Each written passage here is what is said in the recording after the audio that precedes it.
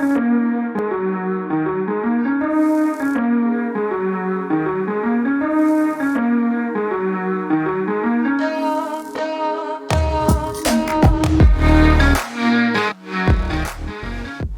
guys, welcome back to another episode of Dynasty After Dark. I'm your host, Calvin Timms. You can find me over on Twitter at TDC_Calvin. And I'm very excited today to bring you the newest host of the podcast. I've been talking about this for a little while.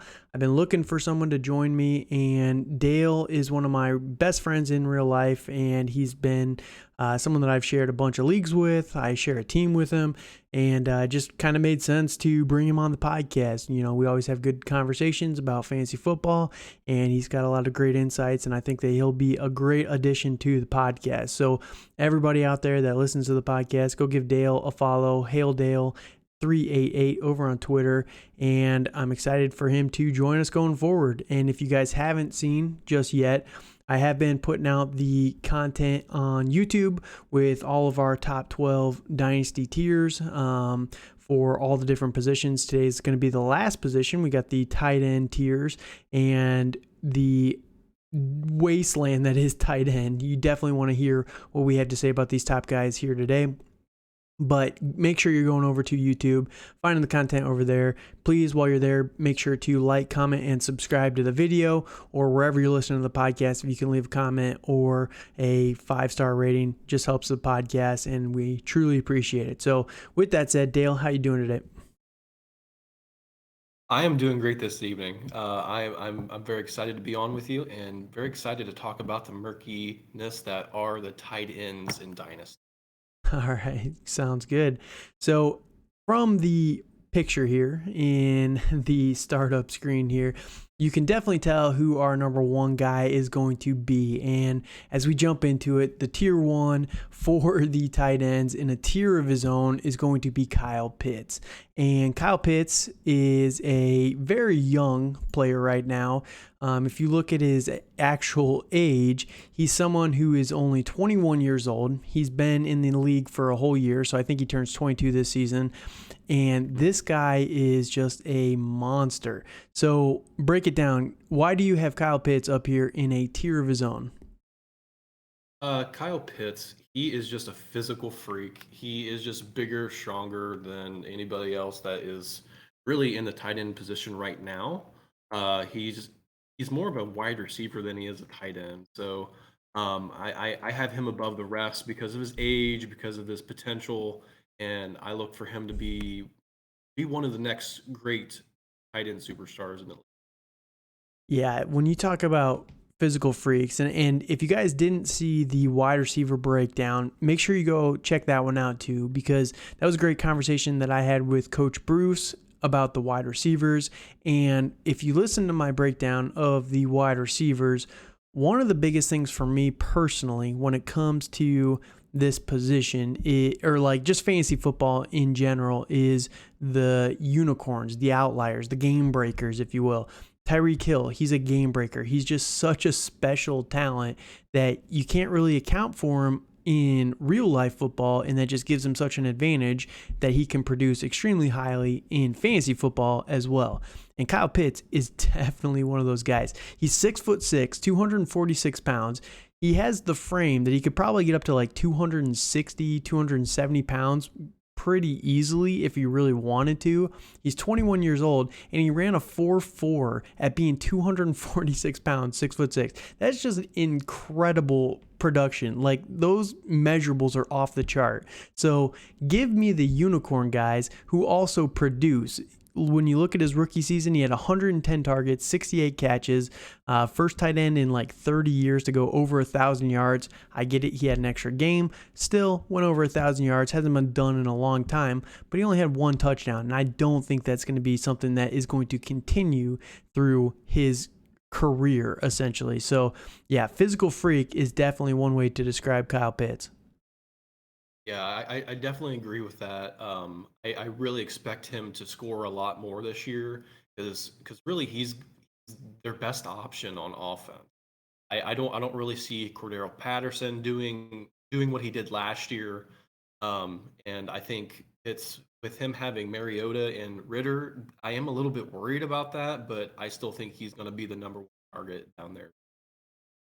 One of the things people forget about Mariota is the what was his name? It's slipping my mind. Delaney Walker, back when he was with Tennessee. Delaney Walker was very good for fantasy football. Like, he was a stud with Mariota. Mariota can sustain a high end tight end, so I'm not too concerned about that. And when you're as physically freaky as Kyle Pitts is, it's just hard covering him. And that's one thing that Atlanta's been doing a lot of this offseason, and I love this strategy. Like, I'm low-key becoming an Atlanta fan just because of who they have right now. If you look at the tight end, they got Kyle Pitts, physical freak right there. Number one wide receiver, Drake London. Monster of a human being. Mike Evans is the number one comp for him. He's like 6'4", 210, 25 pounds, whatever it is. He's like a DK Metcalf type of wide receiver. I don't think he's as fast probably as DK, but he's definitely that size. You got Cordero Patterson, enough said there, you know what I mean? Tyler Algier is a monster of a running back, just a big dude. They brought in Bryan Edwards from the Raiders. They are just going for like beefy physical freaks, and I just love that strategy. Like, I want to see it work so bad for actual football. So we will see. But yeah, he's definitely in a league of his own for all those reasons that we just laid out. If he's that good as a rookie, he's going to be able to just grow and expand so much more as we go along in his career. So that said, let's just jump into our tier 2, where we have a little bit more of a variability here.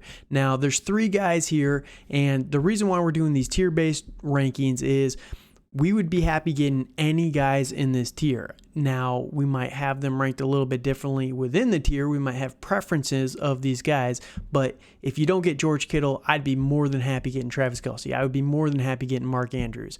So the 3 guys that we actually agree on in this tier are Mark Andrews, Travis Kelce, George Kittle, the 3 I just mentioned. I actually have Darren Waller in this tier as well, but the 3 that we agree with, definitely studs. Let me know, why do you think that Darren Waller doesn't belong in this tier? I feel mainly because of the weapons that Las Vegas added this year. With having Devontae Adams, I feel he's going to garner a lot of targets, and in that offense, I feel they're going to be very high powered. I mean, I still think Waller's going to get his due, but I don't think he's going to score as many touchdowns. I'm also worried about his injuries from last year, and I don't feel he's going to be the number one target for Derek Carr going forward. I mean, I could see him being very easily the second, behind Adams, but I just don't see him being the number one target. And plus, he's 30 years old, having those injuries. I actually in my tiers, like, he's tier 3. I mean, he's very safe, but I just don't see him being as sustained and being as productive as he was in the 2020 season, especially when he really broke out. That's a fair point, I guess. The thing with Darren Waller is just, if you look at this system, so the player himself, first you look at Darren Waller and what he's been able to do the last couple of years. Now, 2020, like you said, he had 146 targets. The year before that, he had 117.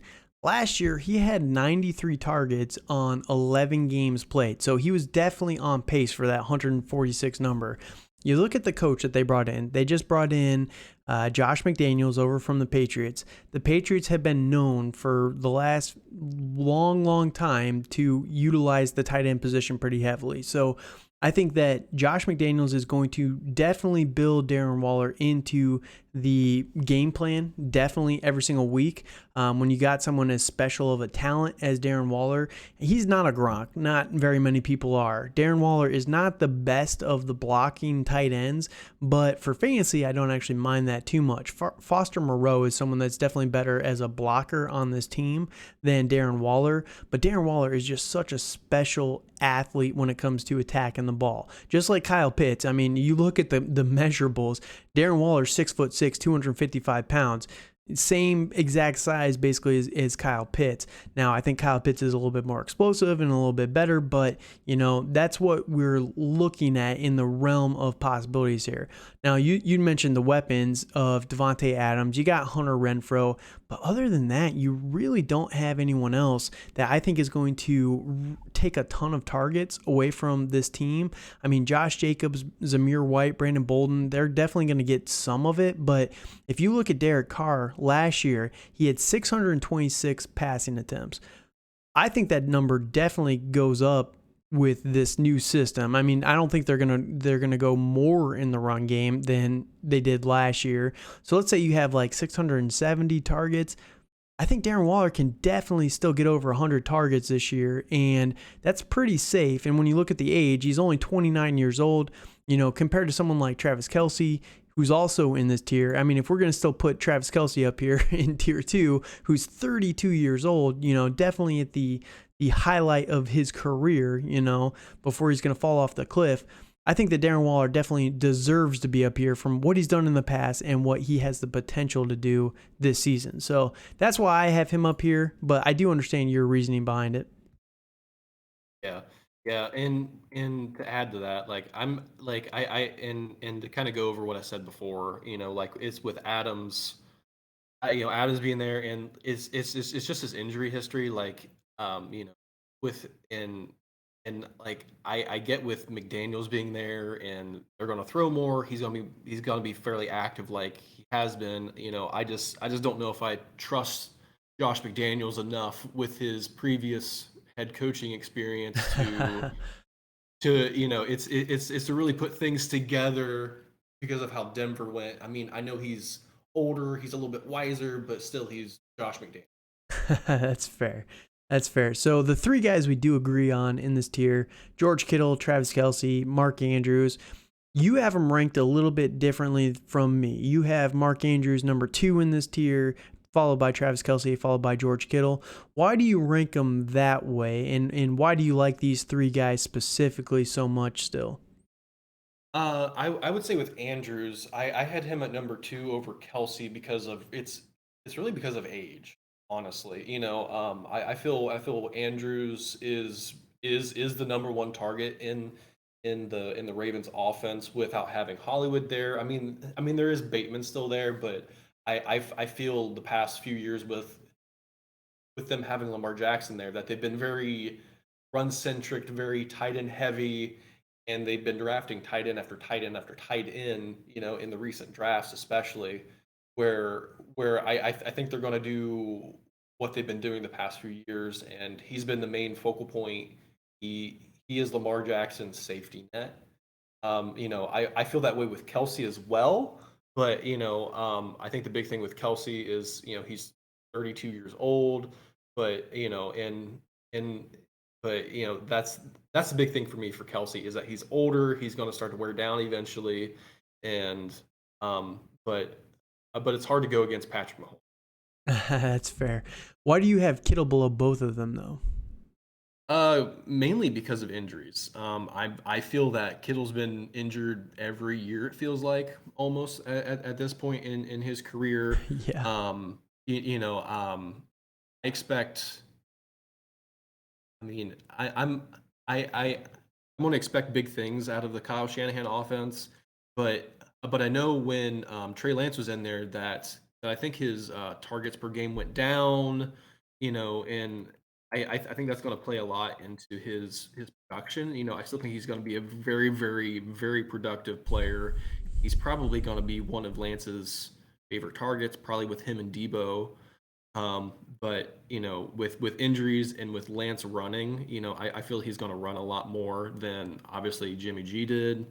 So I feel that's going to take away some of his opportunities. Yeah, so last year with Trey Lance only played in weeks number 4, 5, and 17. Anything meaningful? I mean, like one snap in week 3. So we're gonna disregard that one. But yeah, in week 4, he played 50% of the snaps. George Kittle still had 11 targets, so that might have come more from Jimmy Garoppolo. I don't really remember offhand, but yeah, week 5 he was actually injured. Week 6 he was injured, or week 6 was their bye. Week 17 he only had 2 targets. So the thing with that is I do understand that, and George Kittle has missed a lot of time, but the number one catchphrase of this podcast, I feel like I say it every single episode, is everyone's injury prone until they're not. And we've seen it so many times where banking on injury is just a little risky to me. So of these guys, that's why I still have George Kittle the second in Dynasty, and I have him over Mark Andrews and Travis Kelce still, and I have Darren Waller last in this tier, actually, but I have him one spot ahead of Mark Andrews right now just because of what Kittle has done on a routine basis. You know, we saw that one time for Mark Andrews so far, and I like Mark Andrews a lot, and I think that he's going to continue, just like you had mentioned earlier. But if you look at Mark Andrews, you know, number 5 in his sophomore season, number 6 in his third season, number 1 last year. Last year was a little bit of a unique situation with Tyler Huntley coming in, all the injuries to the running backs, everything like that.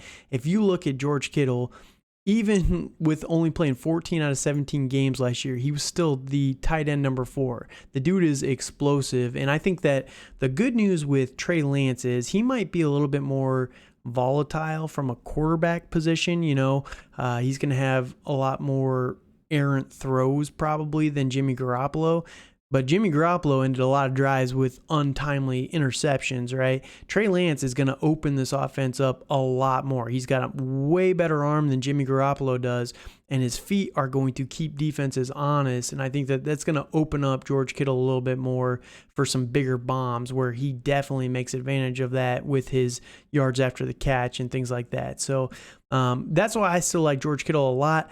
But I did have this conversation earlier this offseason. If Mark Andrews goes out there and has another stellar year, and I would not be shocked by that, but if George Kittle gets injured again, kind of falters a little bit with Trey Lance, I think I would be ready to put Mark Andrews above Kittle, but I think Kittle has just done it for too long at this point to not give it to him over Mark Andrews. Yeah, and so where'd you have Kelsey in your rankings? You said, like, did you have him at 4? Yes. Yep. I have him right between Mark Andrews and Darren Waller. And same thing as you. Travis Kelce is 32 years old. Every other guy that we've talked about so far in these top 5, for me at least, is under 30 years old, and he's 2 years past it. Tight ends generally can play to an elite level longer. I mean, look at Jared Cook. He just basically retired. The NFL retired him. Nobody's signing him, right? But he's 35. You know, Delaney Walker, like we talked about earlier, he played until he was like 36. Like his record-breaking years with Mariota were when he was like 33 years old. It seems like these older tight ends can still very easily put up very good fantasy seasons pretty routinely. But yeah, Travis Kelce, the reason why I'm a little bit lower on him, but I still like him for Dynasty, is I think you're going to have 2 years left of him. That's what he has left on his contract. And this year specifically, he's going to be the number 1 target in that offense. I love Juju. I like Sky Moore. You know, I like the running backs. I'm not a big MVS fan, Mecole Hardman fan. I could fade those guys. But when you look at the target delegation of this offense, it's definitely going to be Travis Kelce number 1. And Yes. for tight ends, it's such a wasteland. Like after tier 2 here, it's a massive gap for me between tier 2 and tier 3. Like I like these guys so much that if I don't get one of these guys, I'm probably punting till tier 3 or till tier 4 or tier 5 and taking a shot on some of those guys, because it sucks. Tight end sucks. We need an injection of tight ends into the NFL, and it seems like we're slowly getting there, but yeah, we're not quite there yet. But Travis Kelce, I think in this year is going to be an elite game breaker still. He's going to definitely be able to win people titles. And I think you got this year and one more year and then probably done. And when you're looking at a 2 to 3 year window, I think that's more than enough. So I really like Travis Kelce still, and that's why I have him up here at number 4. I just like the youth of the other guys a little bit more than Kelce. Definitely.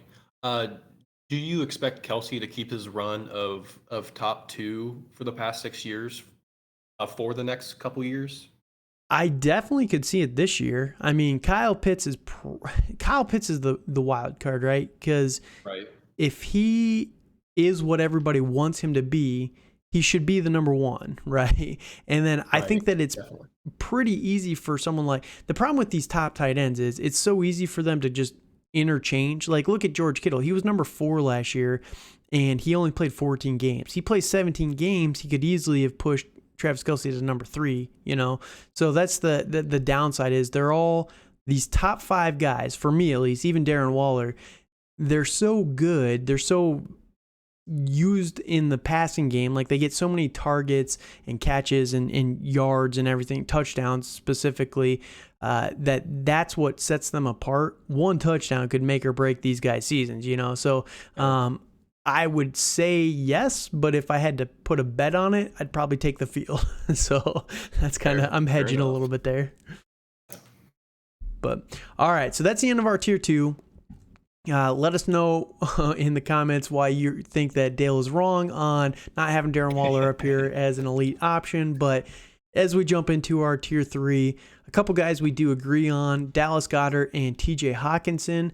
But you have Darren Waller here in your tier 3 and a wild card. I did not actually expect this before we were talking, but Dalton Schultz with the Cowboys. So I guess first things first, why do you like Dalton Schultz in your top 12? He's not even, spoiler alert, Dalton Schultz will not be making an appearance on this podcast for me. I don't have him as a top 12. Really? Well, it's for Dalton Schultz. Like he has Dak Prescott and the Dallas Cowboys. I guess you can say high-powered offense is what everybody has been saying for the past, like half decade. But I just expect him to be the man in town with CeeDee Lamb. There's going to be no Amari Cooper. There's going to be no James Washington for the next like 6-10 weeks. What a bummer, man. Yeah. I feel so bad for James Washington. I feel he was going to be the number 3 guy behind Lamb and Schultz, but it's going to be a few weeks for him to have that opportunity. So, but I feel that like along with Lamb, that Schultz is Dak's security blanket. Zeke's still going to be there, and Tony Pollard's still going to be there, but last year he had 19% of the target share, and I do expect that to go up.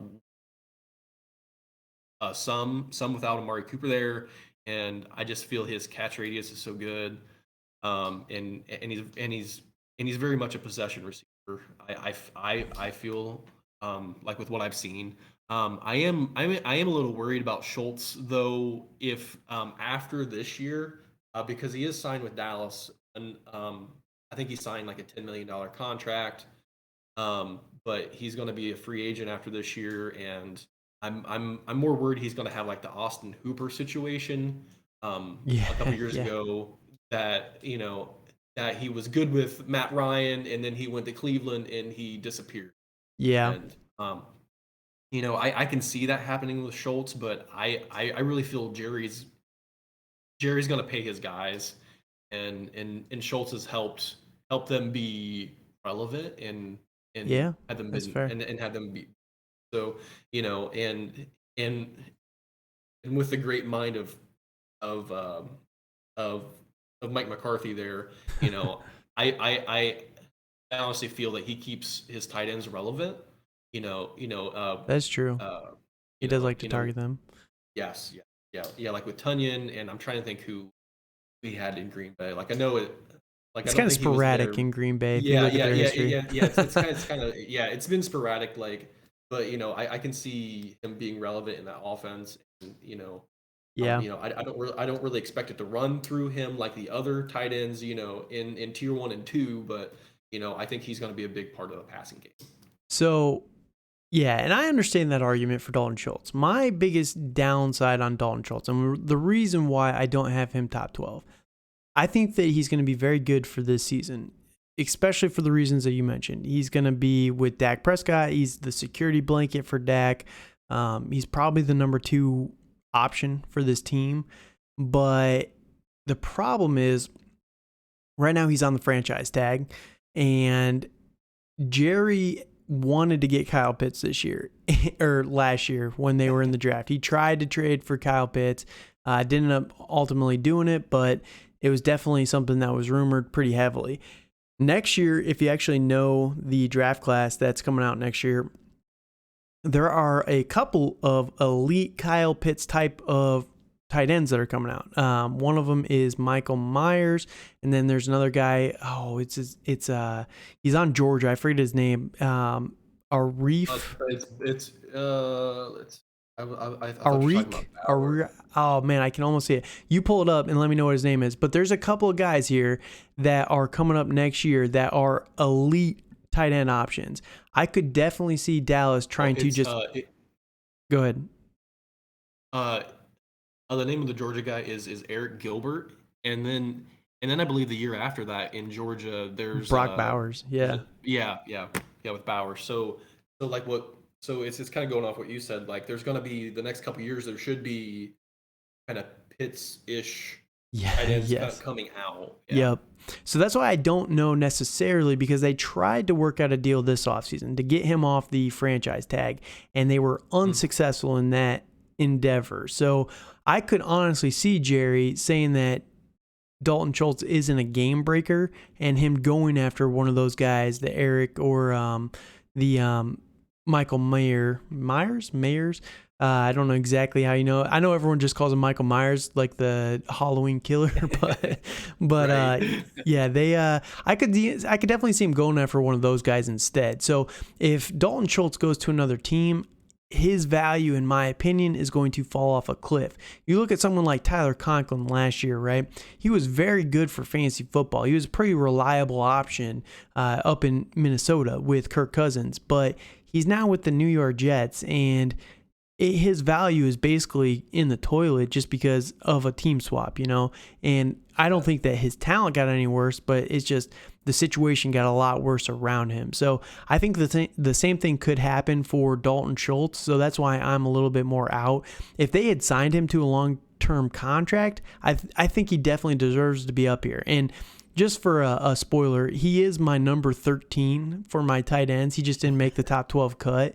And that's the only reason why. I think that he's going to be a great option for this year. But yeah, I think that the long-term question marks around him are just a little concerning for me personally. Right.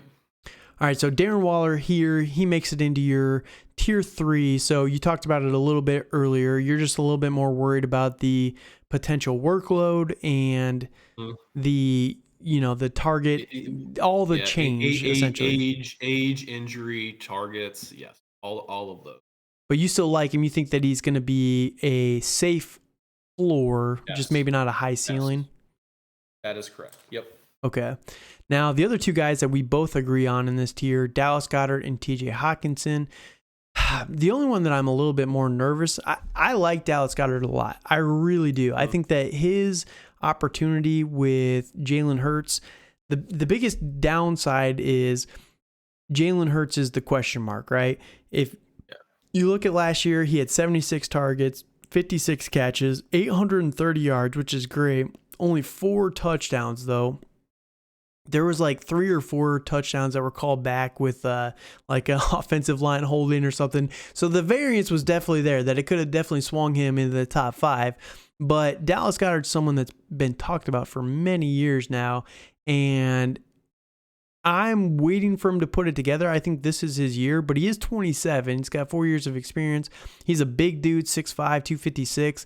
I was really hoping that he'd be a free agent, but I think they signed him to a contract this offseason, if I remember right. But yeah, I believe so. Like they have, he is signed until 2025.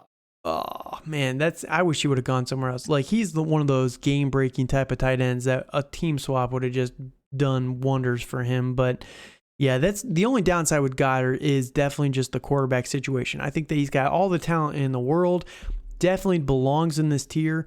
For me, the only question mark I have about TJ Hawkinson in this tier is, can he actually do it? You know what I mean? Because people have been hyping up TJ Hawkinson since he was drafted. He's got 3 years of experience compared to Dallas Goddard's 4, but TJ Hawkinson, I think he was the number 8 overall pick in that draft class, and he just has not returned that yet whatsoever. Now, you look at his 3 years, and I actually talked about him earlier this season. Go check out the podcast on one of my favorite tight end fades in the top 12, because you look at his rookie year, played 12 games. 16 games in his second year, 12 games in year 3, which was last year. He has not yet broken. He has 1 year where he broke 700 yards, and that's the year that he played all 16 games. He got number 5 overall tight end that year, but other than that, hasn't even broken into the top 12 either of the other 2 years. There's just a lot of variance with TJ Hawkinson that it makes me nervous having him this high. I want to believe in the tight end Jesus if you look at his picture over on Sleeper, but it's just really hard. It really is. Talk me into him. Well, I know last year he was top 6 in points per game, targets, and target share. And I kind of expect him to still have a lot of that in Detroit. I know they added Jay Chark in the offseason. My guy, DJ Chark. Yes. I know you're very high on DJ Chark. I'm a little skeptical of DJ Chark because of how I've been kind of fooled by him in Jacksonville. But I know that's a whole different situation down there. And then in the draft, they got Jameson Williams, which I know he's going to be a huge downfield threat, and I feel that's going to open up Hawkinson's opportunities, in the middle of the field and kind of closer to the line of scrimmage. It's a problem, kind of like what you were saying with Hawkinson is the offense that they're going to run in Detroit. I kind of feel I really feel that Dan Campbell is going to kind of have that. I'm trying to think what he said a couple years ago, like basically like they're going to bite their kneecaps off. Yeah, kneecap biters.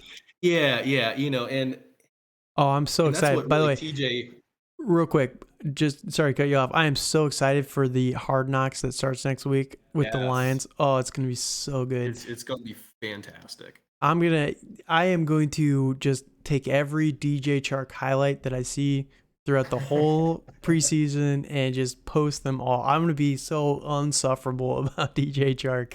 I'm Absolutely. So excited. Yeah, but on that, for TJ Hawkinson, like when he was in Iowa, like in college, like I kind of feel he was more of the run blocker, and compared to Fant when he was there, like I kind of felt Fant was more of the pass catcher compared to Hawkinson. So like I feel they have Hawkinson doing a lot more different things than a lot of these other tight ends. But I still feel he's going to be great, and he has he's going to have the opportunity to be great with having Jameson Williams there, Chark there. And that's I am worried about. I'm worried about the quarterback play with Goff, but I think he's going to be okay enough for Hawkins. Yeah, and that's the one thing with Goff. I was just going to mention the nice thing about Goff is he's not really the best quarterback, and when you don't have the best quarterbacks, they do like to check it down a lot, which is why DeAndre Swift is so high in most people's rankings, and then also TJ Hawkinson is also that guy, and that's why a lot of people really like Amon-Ra St. Brown. They're kind of all 3 of those guys are the underneath guys. So I definitely can see it, and I am with you. I want to believe, but yeah, I'm just so nervous for both of these guys. Really, if you look at them, both of them have had top 12 finishes, but they've also definitely both finished outside of the top 12. And that's why I mentioned earlier, it's a big drop off from Darren Waller to Dallas Goedert for me in fantasy football. If you don't have one of those top 5 guys, I think that you're just kind of taking a gamble every single week, and that's why it's a little bit more risky. So, Yeah, if you can get one of those top 5 guys, you can move Dallas Goedert or TJ Hawkinson and try and get one of those guys. I think the top 5, they're just a lot more guaranteed in terms of Yeah. production than these guys. So that's just my thoughts. But yeah, I want to believe in TJ Hawkinson. I'm just a little bit nervous about it. Yeah, yeah. I mean, I, I, I do feel that I'm more on the TJ train than you are, but I do share a lot of those worries. But I feel that Dan Campbell is going to set him up for success. All right, so we will find out. Definitely watch Hard Knocks next week, and we will probably see Hawkinson. We'll see DJ Chark. We might even see Jameson Williams. I'm excited for Jameson Williams, but the guys that we won't see are the guys here in tier number 4 for both of us, and this is the last tier, the top 12 for us. We've got 3 guys, and we talked about TJ Hawkinson back in Iowa. We got his teammate here. Both of us have Noah Fant in our top 12. The other guy we agree on is Pat Freiermuth with the Pittsburgh Steelers. And I will say, when I was looking up pictures for Noah Fant, I was really disappointed because this is the only Seattle Seahawks picture of Noah Fant, and it's the worst picture out of all of these. I was so disappointed, but I wanted to do him justice and show his new team. Everyone was so excited for Noah Fant with Russell Wilson. Then we found out he was part of that trade. But the last guy we do agree upon is Cole Kmet with the Chicago Bears. Now, the differences we have in this tier, you have Albert Okwuegbunam with the Denver Broncos. What could have been Noah Fant over there. And then I've got Hunter Henry and I've got Irv Smith Jr. with the Minnesota Vikings. Hunter Henry with the New England Patriots. And now the 3 we agree on, I want to touch on those 3 first. Now, with Cole Kmet, I'm sure you're with me. The biggest thing with Cole Kmet, it's year 3 for him. Year 3 is typically when tight ends tend to break out based on past data, right? We've seen some of these guys do it a little bit earlier, like Mark Andrews, Kyle Pitts, but generally it takes tight ends about 3 years. So Cole Kmet going into year 3, he's like the number 2 option for this entire team in the passing game, similar to some of the guys we talked about earlier. This offense is going to have to run through Cole Kmet. They have some of the worst wide receivers in the NFL on the Chicago Bears this team. Yeah, yeah. It's for the Bears. I feel they have probably the worst wide receiver room that I've seen in years, and it's horrendously bad. They're just waiting. They're trying to tank so they can get Jackson Smith and Jigba next year. That's what they're right. trying to pair him up with Justin Fields. That'd actually not be. I mean, I don't hate it personally, but we'll see what they do. They're gonna have so much money next year. The Chicago Bears. Oh my goodness, they have I think it's 130 or 150 million already in salary cap for next year. They're number 1 by 60, 70 million. It's crazy. They're gonna have so much money to buy whoever they want next year, and then they're just gonna have a high draft pick, obviously. So I'm very interested to see what they do next year. I'm liking the Bears a little bit long term. I like what they're setting up, but we'll see if they can pull it off. But Cole Kmet with this team, I think that it's a year 3 breakout. And we've seen the steps. We've seen what he can kind of do. We've seen flashes of what his skill set can give us, but we haven't seen a full season of it. And that's why I'm excited for him this year. I want to see what he can do. Last year he did finish as the number 21 overall tight end. But if you look at his game log, he was it was like a tale of 2 halves. Before the bye in week 10 was middle of the road. After the bye, definitely got a lot more targets, a lot more catches. Didn't have a single touchdown last year, though. That's crazy. For a guy that's 6'6", 260 pounds, no touchdowns. Right. I definitely don't think that's going to continue. So Matt Nagy, as everyone knows, was not the favorite for the Chicago Bears. I am so thankful Matt Nagy is gone. I'm very biased with any Ohio State player because, unfortunately I am, and I really feel that Matt Nagy did Justin Fields a huge disservice last year with the team he put around him. It was, capital BAD, bad, and I feel it's just going to get better with Matt Eberflus there. We'll see. And I feel Yeah, I mean, I feel I don't think it can get any worse than how he looked last year with Matt Nagy. That is fair. And the new offensive coordinator, I actually forget his name. He's coming over from the Green Bay Packers. It was their quarterbacks coach, I believe, because Nathaniel Hackett was the OC who went over to Denver. But their quarterbacks coach, the guy that Aaron Rodgers absolutely loves, I forget what his name is off the top of my head, but he was talking about how he would follow that guy to the ends of the earth. He's actually their offensive coordinator now for the Bears. And that's what I think is going to be very interesting to see what they can do over here. And another reason why I'm kind of nervous about the Green Bay Packers this year, but we won't get on them. So, all right. So Cole Kmet, we do agree on him. Definitely love him. He is someone that I could definitely see vaulting up a tier of all these guys. The rest of them, I don't think that there's much mobility upwards for these guys, but yeah, I'm very excited to see Cole Kmet, and if he can jump up into the tier 3, maybe even tier 2, depending on how he develops here over the next couple years. Next guy we have in agreement here is Pat Freiermuth with the Pittsburgh Steelers. Now, Pat Freiermuth last year had a very good finish, but he's someone that's a little bit riskier, in my opinion, in this tier, mostly because of the quarterback situation and also the fact that he had 7 touchdowns as a rookie, which I think is very outlandish. I don't think that's going to continue. So I'm a little nervous about Pat Freiermuth, but you know how the Pittsburgh Steelers are. They like their tight ends. They're pretty good at identifying them. Pat Freiermuth, I believe, if it wasn't for Kyle Pitts last year, would have been the number 1 tight end prospect in that draft class. So he's definitely a very talented guy from Penn State. But yeah, there's definitely some risk around him as well.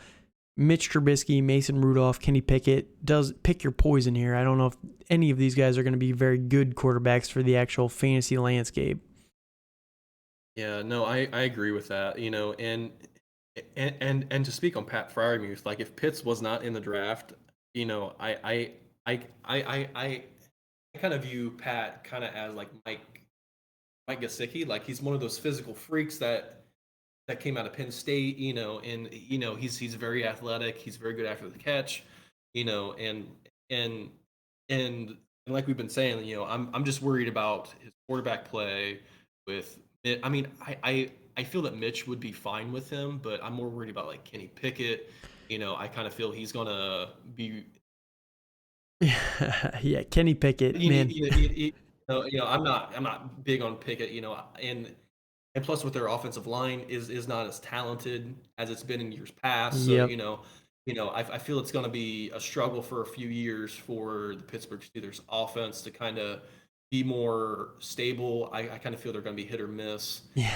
And So well, and plus on that, like they just signed Johnson to a 2-year deal. So Deontay Johnson, yeah.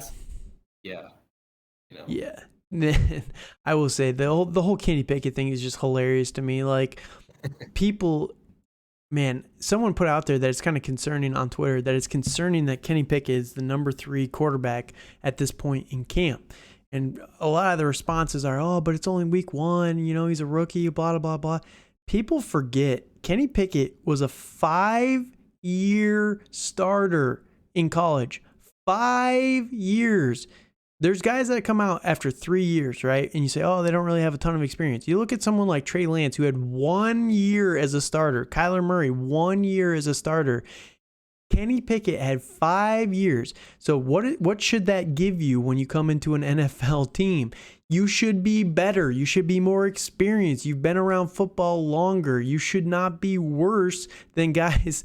Like, it's crazy to me. Him and Mason Rudolph has 1 year of more playing time than Kenny Pickett total. You know, he's been in the NFL a little bit longer, but man, Kenny Pickett was the worst pick I've ever seen from the Pittsburgh Steelers. They are going to regret that pick so badly.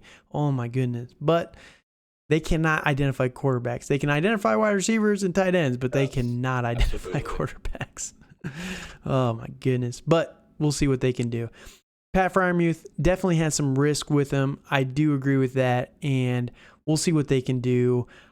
I think that with the long-term prospects, I think Chase Claypool is definitely gone after this year, though. I agree.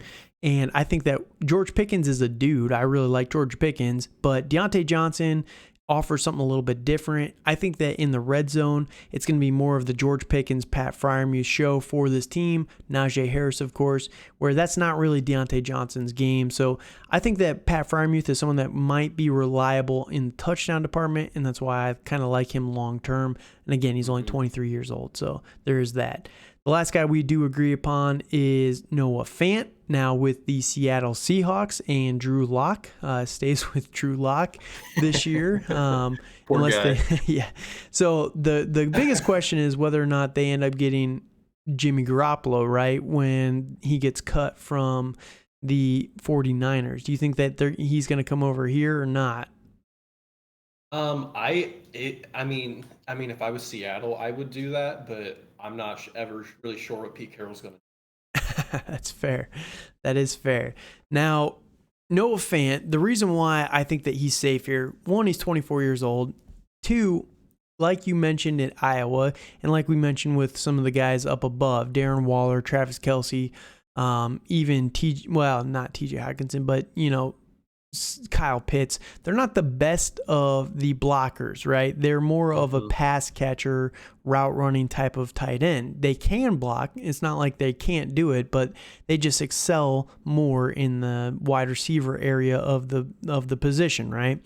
And I think that Noah Fant is definitely the best of this tier of just route running tight ends.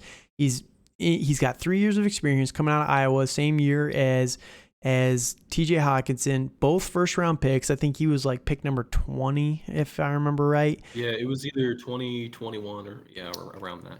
Yep. And then Noah Fant last year, other than his rookie season where he finished as tight end 17, he has been a top 12 the last 2 seasons.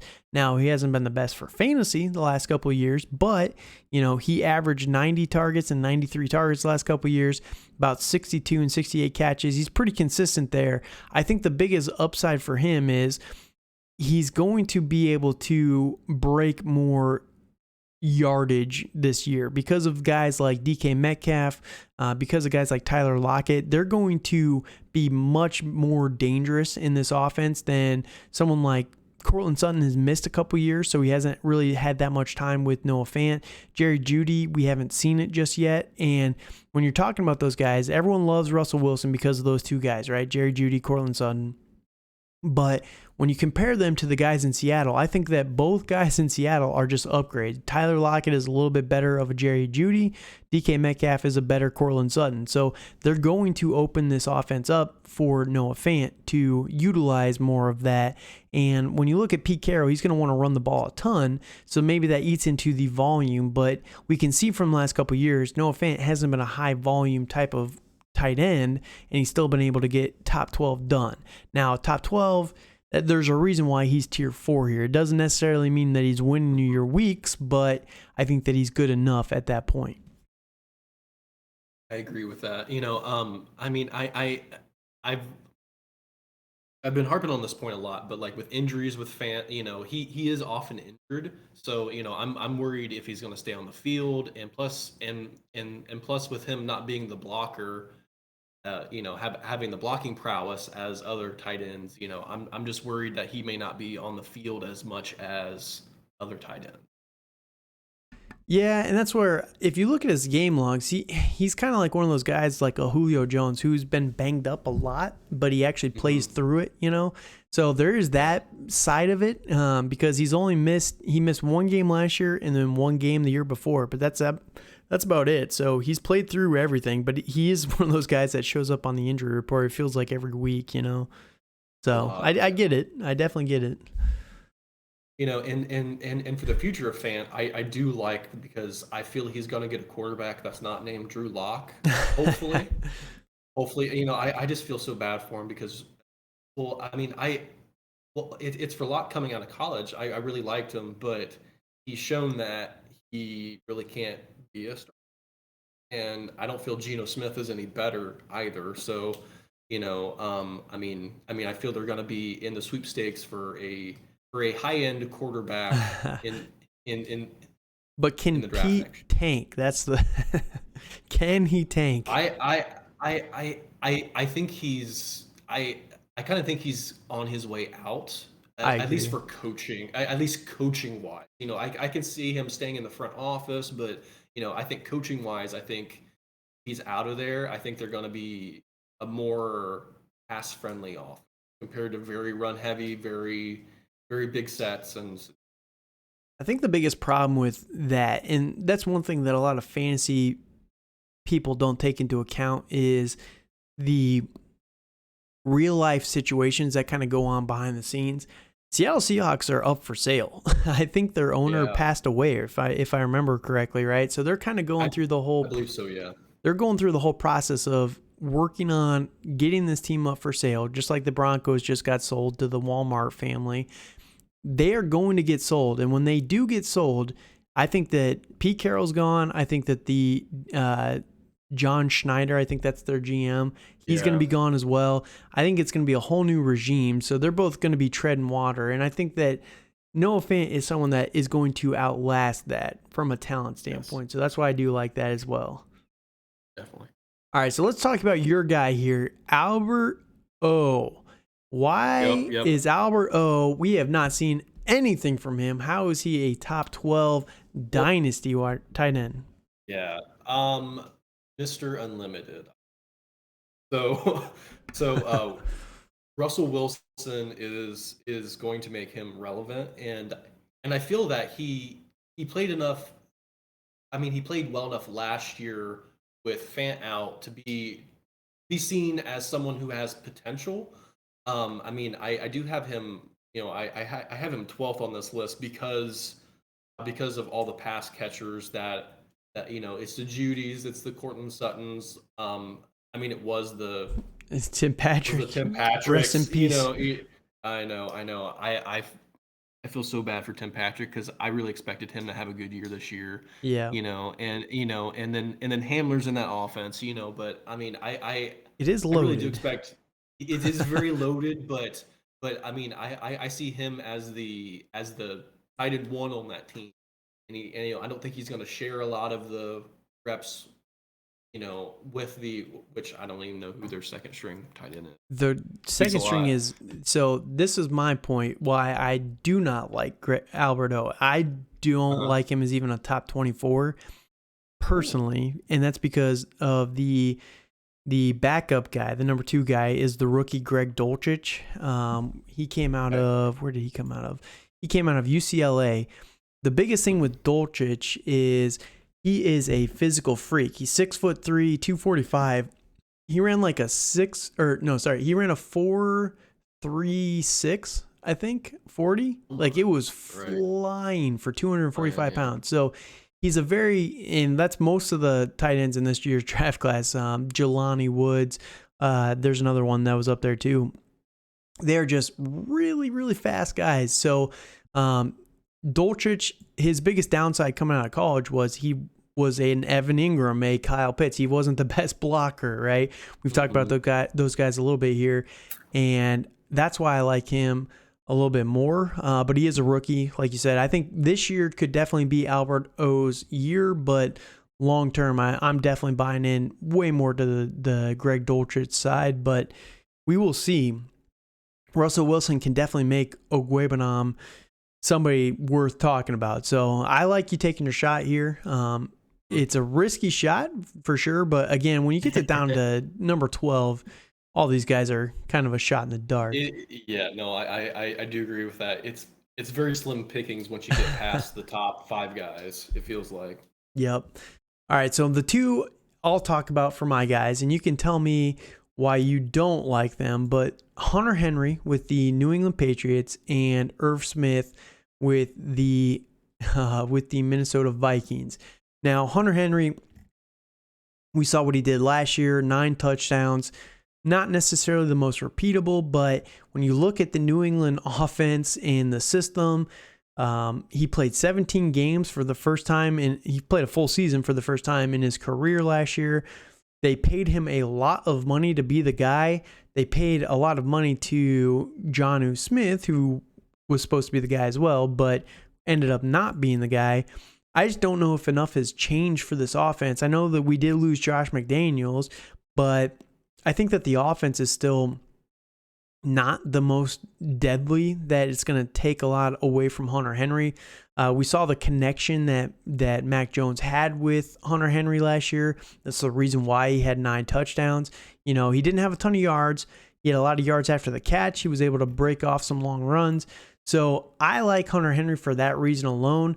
Again, we've seen what New England has done many, many years in this whole scheme, and I think that Hunter Henry just fits it perfectly. I was super excited when they signed him, but they also signed Jonnu Smith, and I was like, well, this is weird. Yeah. So, but I can understand why Bill wants to, and I just don't think that there's enough weapons on this offense to take away from Hunter Henry for a top 12 guy. Now, Hunter Henry probably will be a little bit streaky, kind of like what he was last year, but when you look at last year, if you look at his games and his fantasy finishes, right? I mean, you look at it, and this is 2-point tight end premium that I'm looking at, so it inflates things a little bit, so take that into account. But 9, 8, 13, 17, 25, 12, 12, 5, 11, 23. You know, the back half of the season was definitely better after Mac Jones started to get a lot more comfortable with this offense and the team. So, you know, I think that as we get more experience with Mac Jones, he's going to just be able to build a better rapport with Hunter Henry. So what are your thoughts on Hunter Henry? I do like Hunter Henry. You know, I just don't. I just feel he's too streaky to be in the top 12. And like, I know all of what you said is true. Like, he's gonna have a good rapport with Mac Jones, but I just don't really like the Patriots this year. I mean, I'll be honest. Oh, coming from the Dolphins fan, big surprise. I know, I'm shocked too. But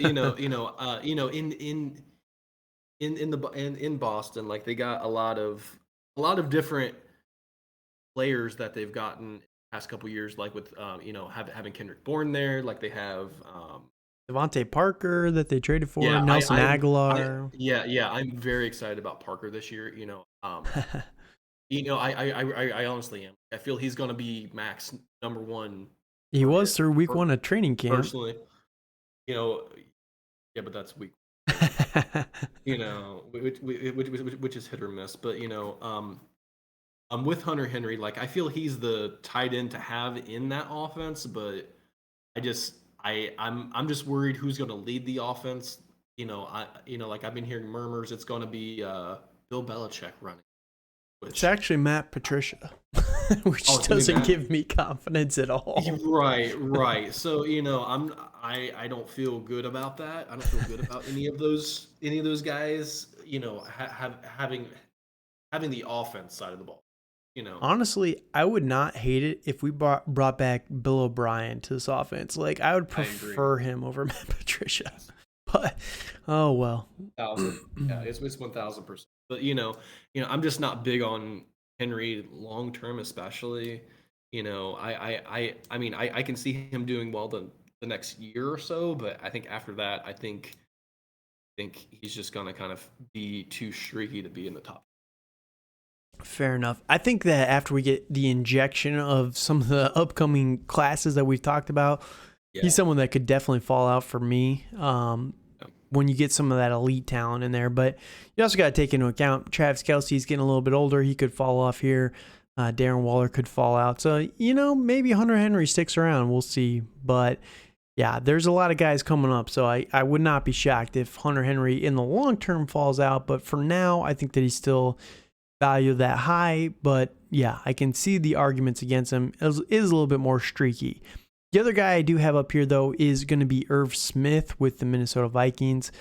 Now, the biggest thing with Irv Smith that I did not realize, now Irv Smith is a little bit of a smaller guy.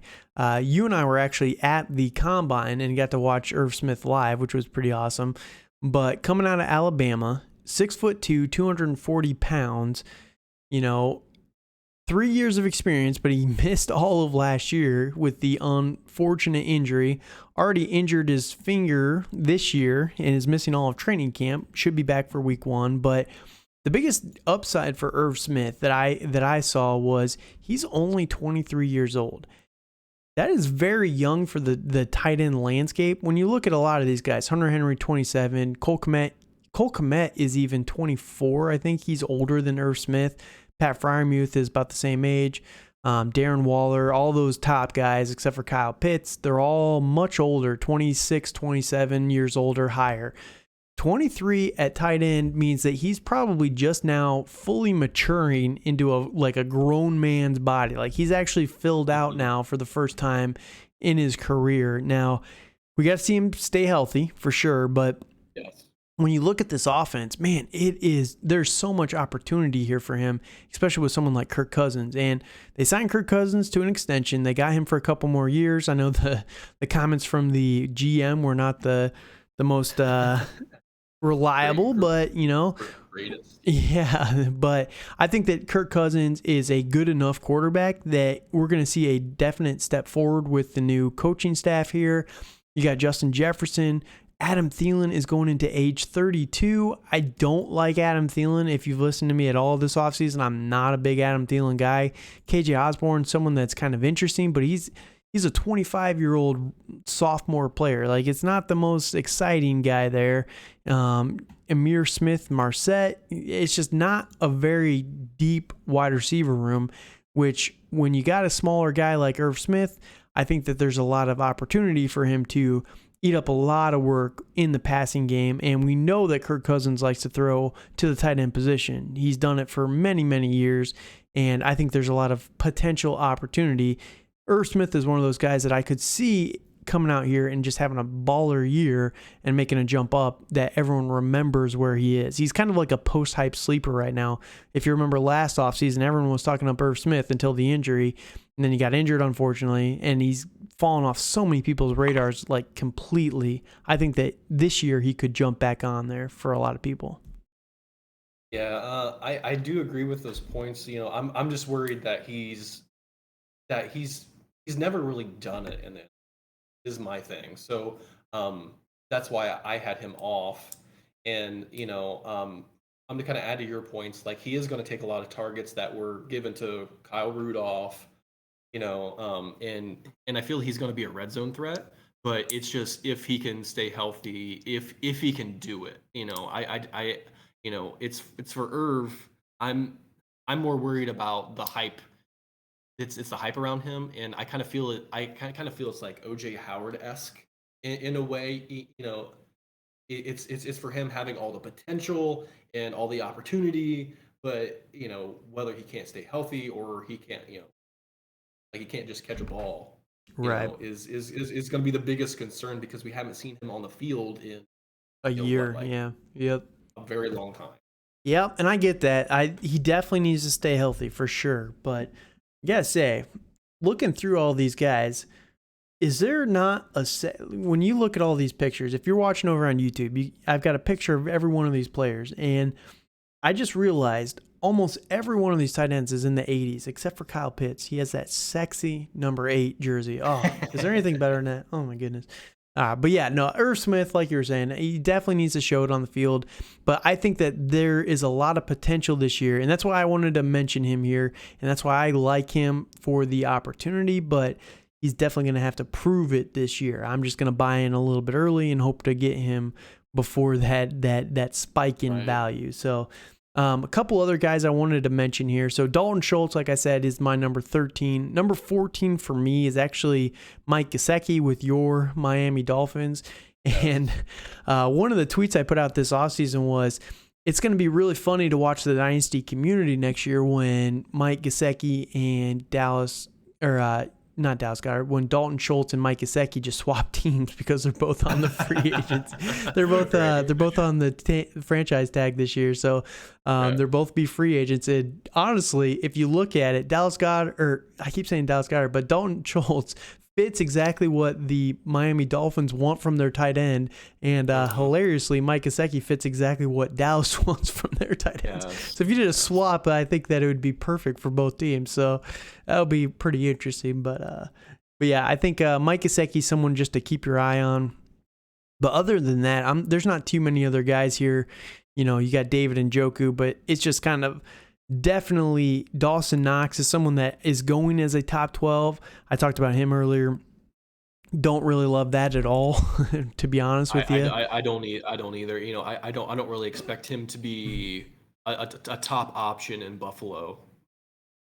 Yeah, and that's one of those things too with the Dynasty community. You got to be careful. Everyone that listens to this podcast, most people are pretty aware, I think, compared to some of the communities. But there's a lot of podcasts out there that just say things, right? They don't actually think things through. They just kind of say stuff, and that's fine and all. But how can you have Dawson Knox as a top 12 tight end while also having Gabe Davis as like a wide receiver 16 right now in Dynasty, with Stephon Diggs as a top 12 and James Cook is like a top 24 running back purely based on targets?